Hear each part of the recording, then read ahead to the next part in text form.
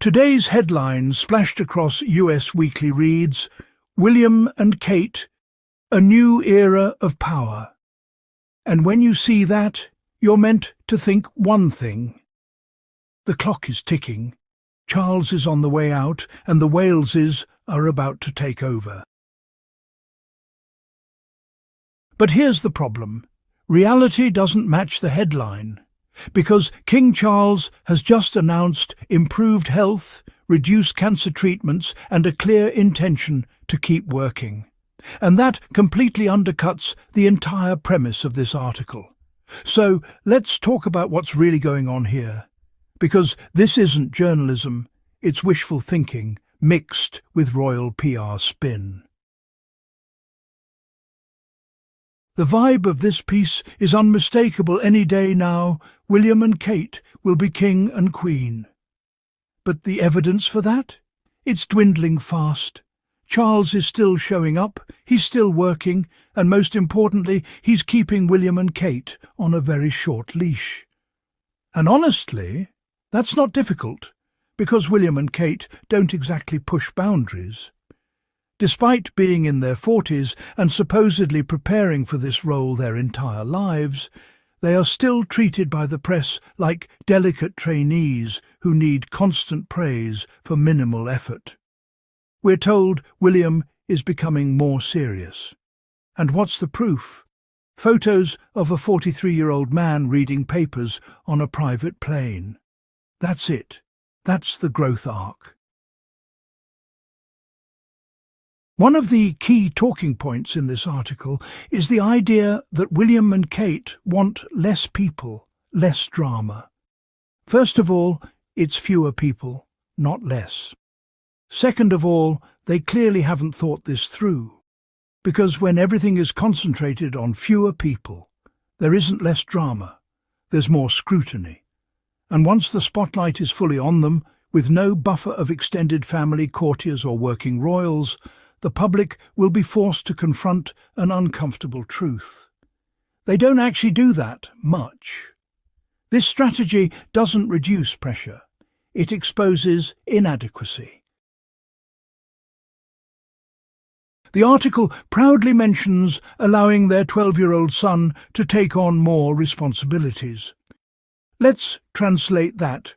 They brought Prince George to a charity event for optics. Previous generations of royal children were seen, yes, but they were not deployed as working symbols. They were protected from responsibility, not drafted into it.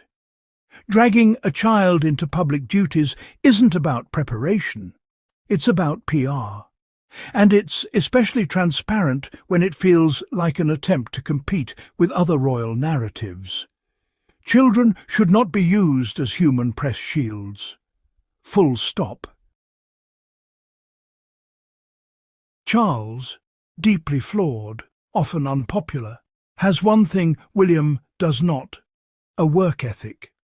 He showed up for decades. He did the dull engagements. He put in the time. William, on the other hand, benefits from a system where the monarch and the heir receive everything, while everyone else has to fight for relevance and resources.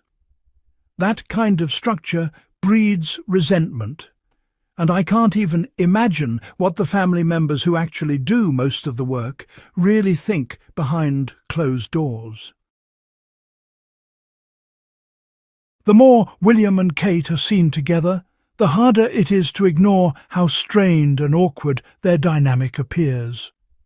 After nearly 25 years as a couple, nearly 15 years of marriage, and 3 children, the press still treats them like shy newlyweds who need applause for holding hands on cue.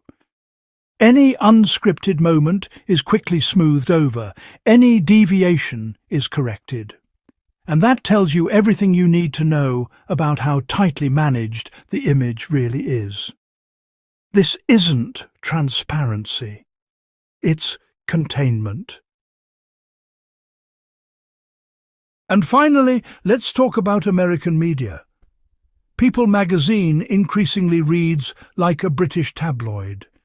Endless royal fluff, endless deference, endless brown-nosing. It's baffling. What relevance does this have to Americans? Why are we being sold sanitized fairy tales about people who don't represent us, don't work for us, and don't even perform their roles particularly well? I don't buy it, and I refuse to pretend this is serious journalism.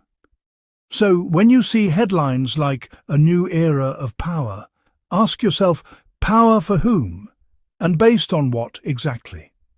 Because right now it looks less like a new era and more like the same old PR, wrapped in a shinier cover.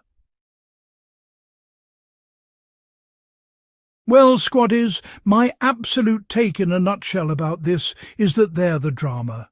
It has nothing to do with having fewer people around them. The takeaway seems to be, we will isolate ourselves and you will never see us. Period. So there you have it, squaddies, and it's a wrap. Thank you very much for watching. If you enjoyed this one, smash that like button, hit subscribe and turn on notifications so you never miss the next drop. Share it with a friend, sound off in the comments, and I'll catch you in the next video. Squad strong.